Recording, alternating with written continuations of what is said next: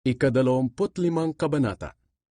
Ang talinghaga tungkol sa 10 dalaga. Ang paghahari ng Diyos sa araw na iyon ay maitutulad sa kwentong ito. May 10 dalagang lumabas na may dalang ilawan upang salubungin ang lalaking ikakasal. Ang 5 sa kanila ay mangmang at ang 5 ay marurunong. Ang mga mangmang ay nagdala ng ilawan pero hindi nagdala ng reserbang langis, habang ang marurunong naman ay nagdala ng reserbang langis para sa kanilang mga ilawan. Natagalan ang pagdating ng lalaking ikakasal, kaya ang mga dalaga ay nakatulog sa paghihintay. Nang hating gabi na, biglang may sumigaw, "Nariyan na ang ikakasal! Halikaya't salubungin ninyo!" Nagising ang 10 dalaga at inihanda ang kani-kanilang ilawan. Sinabi ng mga mangmang sa marurunong, "Pahingi naman ng kaunting langis. Malapit na kasing mamatay ang mga ilawan namin." Sumagot sila, "Hindi pwede, dahil hindi magkakasya sa atin ang langis. Pumunta na lang kayo sa tindahan at bumili ng para sa inyo." Kaya umalis ang mga mangmang na dalaga para bumili ng kanilang langis. Habang wala sila, dumating ang lalaking ikakasal. Ang 5 nakahanda ay sumama sa kanya sa handaan.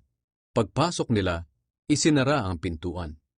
Maya-maya'y dumating na ang 5 mangmang na dalaga at nagsisigaw, "Papasukin niyo po kami." Pero sumagot ang lalaki, "Hindi ko kayo kilala." At sinabi ni Jesus, "Kaya magbantay kayo, dahil hindi ninyo alam ang araw o oras ng aking pagbabalik." Ang talinghaga tungkol sa 3 alipin.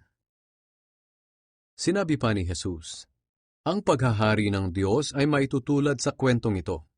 May isang taong papunta sa malayong lugar, kaya tinawag niya ang kanyang mga alipin at ipinagkatiwala sa kanila ang pera niya. Binigyan niya ang bawat isa ayon sa kani-kanilang kakayahang magnegosyo. Binigyan niya ang isa ng 5,000, ang isa naman ay 2,000, at ang isa pa ay 1,000. Pagkatapos ay umalis na siya. Ang alipin na binigyan ng 5,000 ay kaagad na umalis at ginamit sa negosyo ang pera, at tumubos siya ng 5,000.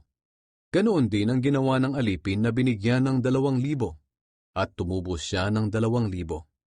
Pero ang alipin na binigyan ng 1,000 ay naghukay sa lupa at itinago roon ang pera. Pagkalipas ng mahabang panahon, bumalik ang amo nila at ipinatawag sila upang magbalita tungkol sa perang ipinagkatiwala sa kanila. Lumapit ang alipin na nakatanggap ng 5,000 at sinabi, "Heto po ang 5,000 na ibinigay niyo sa akin, at ang karagdagang 5,000 na tinubo ko." Sumagot ang amo niya, "Magaling, isa kang mabuti at tapat na alipin. At dahil naging matapat ka sa kakaunting ipinagkatiwala sa iyo, ipapamahala ko sa iyo ang mas malaki pang halaga. Halika't makibahagi sa aking kaligayahan."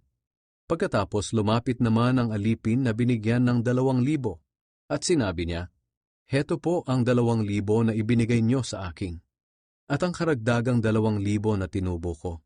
Sumagot ang kanyang amo, "Magaling, isa kang mabuti at tapat na alipin, at dahil naging matapat ka sa kakaunting ipinagkatiwala sa iyo, ipapamahala ko sa iyo ang mas malaki pang halaga.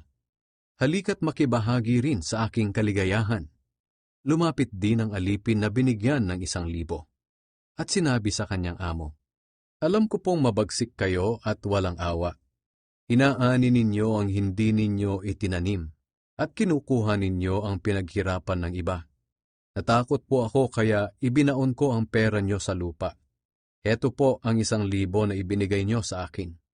Sumagot ang kanyang amo, "Masama at tamad na alipin! Alam mo palang inaani ko ang hindi ko itinanim at kinukuha ko ang pinaghirapan ng iba. Bakit hindi mo na lang idiniposito sa bangko ang pera ko para pagbalik ko ay may makuha akong interes?" Kaya sinabi niya sa iba pang mga utusan, "Kunin ninyo sa kanya ang 1,000 at ibigay sa mayroong 10,000. Sapagkat ang mayroon ay bibigyan pa ng mas marami. Ngunit ang wala, kahit ang kaunting nasa kanya ay kukunin pa. Itapon ninyo ang walang silbing alipin na iyan sa kadiliman sa labas. Doon ay iiyak siya at magngangalit ang kanyang ngipin." Ang huling paghuhukom. Kapag ako na anak ng tao ay dumating na bilang hari, kasama ang lahat ng anghel, uupo ako sa aking dakilang trono. Titipunin ko sa aking harapan ang lahat ng lahi sa mundo. Pagbubukod-bukurin ko sila, tulad ng ginagawa ng pastol sa mga tupa at kambing. Ang mga tupa na walang iba kundi ang matutuwid ay ilalagay ko sa aking kanan. At ang mga kambing na walang iba kundi ang masasama ay ilalagay ko sa aking kaliwa. Pagkatapos bilang hari ay sasabihin ko sa mga tao sa aking kanan, "Hali kayo, kayong mga pinagpala ng aking ama. Manahin ninyo ang kahariang inihanda para sa inyo mula pa ng likhain ng mundo. Sapagkat nang nagutom ako ay pinakain ninyo ako, at nang nauhaw ako ay pinainom ninyo. Nang naging dayuhan ako ay pinatuloy ninyo ako sa inyong tahanan, at nang wala akong maisuot ay binihisan ninyo. Nang may sakit ako ay inalagaan ninyo, at nang nasa kulungan ako ay binisita ninyo."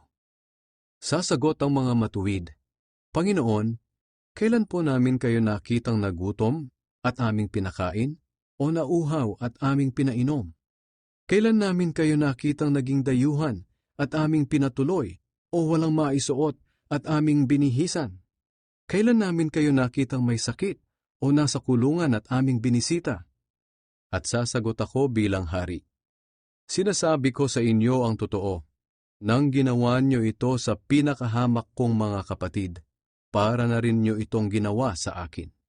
Pagkatapos, sasabihin ko naman sa mga tao sa aking kaliwa, "Lumayo kayo sa akin, kayong mga isinumpa ng Diyos. Doon kayo sa walang katapusang apoy na inihanda para sa Diablo at sa kanyang mga kampon. Sapagkat nang nagutom ako ay hindi niyo ako pinakain, at nang nauhaw ako ay hindi niyo pinainom. Nang naging dayuhan ako ay hindi niyo ako pinatuloy sa inyong tahanan, at nang wala akong maisuot ay hindi niyo binihisan. Nang may sakit ako at nasa kulungan ay hindi niyo ako inalagaan." Tatanungin nila ako, "Panginoon, kailan po namin kayo nakitang nagutom, nauhaw, naging dayuhan, walang maisuot, may sakit o nasa kulungan at hindi namin kayo tinulungan?" At sasagot ako bilang hari, "Sinasabi ko sa inyo ang totoo, nang hindi ninyo tinulungan ang pinakahamak kong mga kapatid, ako ang hindi ninyo tinulungan. Itataboy ko ang mga taong ito sa walang hanggang kaparusahan, ngunit bibigyan ko ang mga matuwid ng buhay na walang hanggan."